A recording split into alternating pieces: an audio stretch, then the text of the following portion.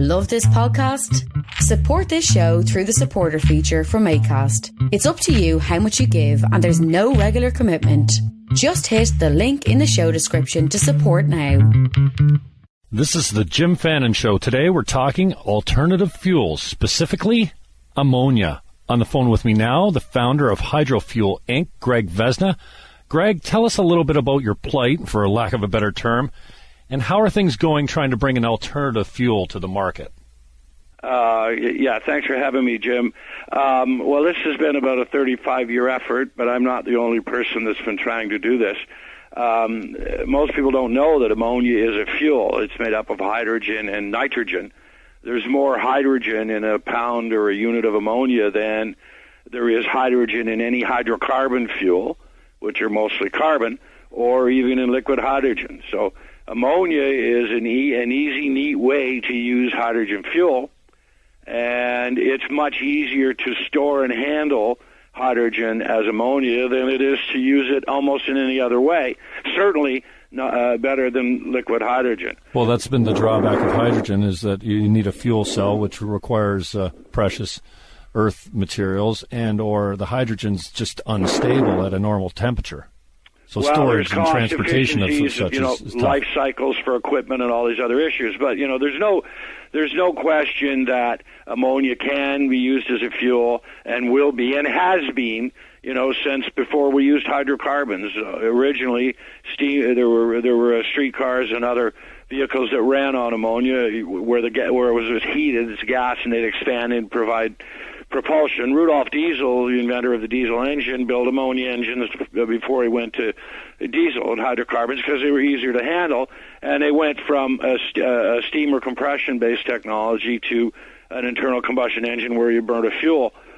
But, ammonia was used for the X-15 rocket, which was fueled on ammonia and oxygen, and it's the fastest.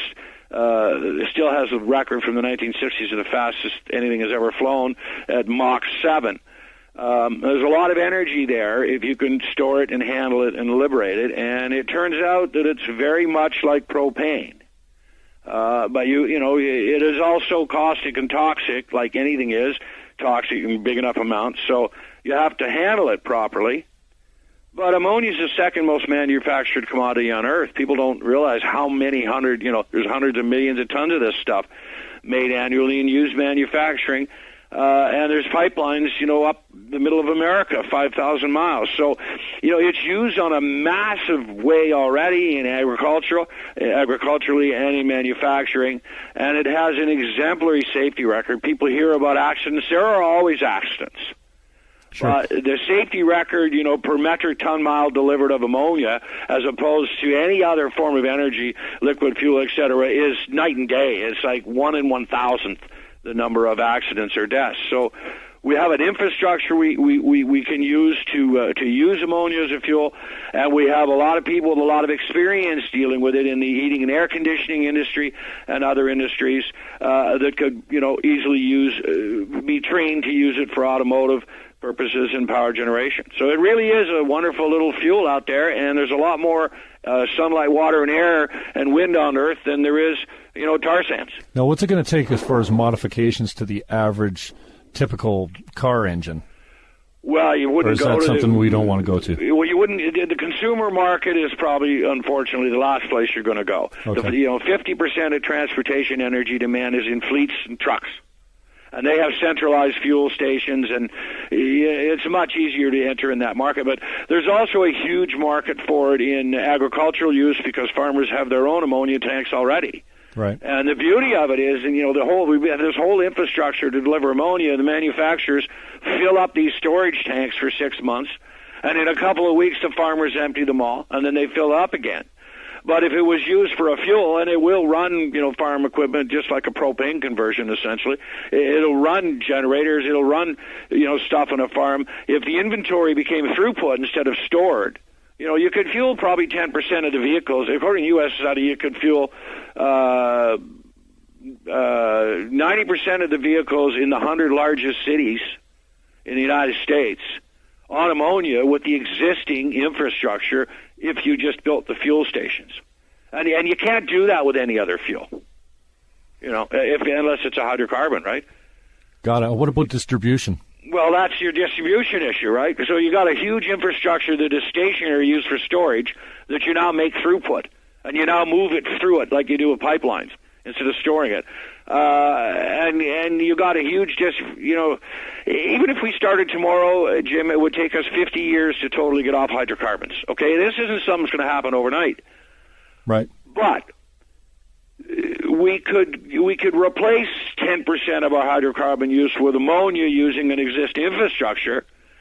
And if we manufactured the ammonia from green sources or captured the carbon in it, and then, made it urea, and then stopped fertilizing with ammonia, fertilizer with urea, and then you don't have the runoff, et cetera, we can eliminate 10% of the energy we use on Earth to make that ammonia from hydrocarbons.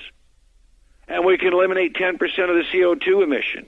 And it doesn't cost more money to do it than what we're doing now. In fact, it actually costs less because you get more money for the two tons of urea than you do for the 1 ton of ammonia. So where are you finding that you're getting stopped and politically or out in the marketplace? What's the holdback? Honest to God, I think it's probably because they don't believe it's too good to be true. There's now so much research that's come out, especially in the last year, about this, and in fact, the research study says exactly that. There's an IEE report, which is the largest association in the world of scientific and technical people, and it came out with a report in November of 2012 called the dual fuel strategy, and it said this report is based on the 1980 report, which is based on a 1965 report done by a Professor Green, of course. Yeah. And Professor Green said to America, and this is when the military was building ammonia cars and trains and trucks and planes for the U.S. military, right? And they were building them, General Motors and all the big boys, defense contractors, everybody's there. But they were going to use portable nuclear reactors to make the fuel, and when they figured out that didn't work, then they killed the whole back end of the project. But they utilized the technology in every way, and they knew how to do it. And so this 2012 report says, we can't believe that they're not doing this already. Like, what's wrong? Because it's known that you can do it. So I think the biggest resistance, obviously there's resistance to change. Obviously there's vested interests. I can tell you that the province of Ontario, when they did their green plan, and if they had not subsidized anything and done full cost accounting on polluting products, healthcare costs, et cetera, we'd be a lot further down the renewable energy road, and we wouldn't, be given $5 and $6 billion subsidies to Samsung in Korea. It certainly would. We're looking to level the playing field, I guess is what you're saying with the subsidies, right? Exactly. Stop picking the winners and losers. Which the government traditionally is not very good at. Which governments love to do. Mm-hmm. Now, you can't have unfettered free enterprise because under the NAFTA agreement, the Americans will want to sell rat poison to our children or get paid not to. So, you got to be careful with the balance. But, what's the bottom line? Oh, we're going to subsidize this thing here and this thing here, and we're going to make you put them there and there, and this is going to be our strategy, except when they did this thing, they didn't have a strategy. They didn't do any analysis. This is well known.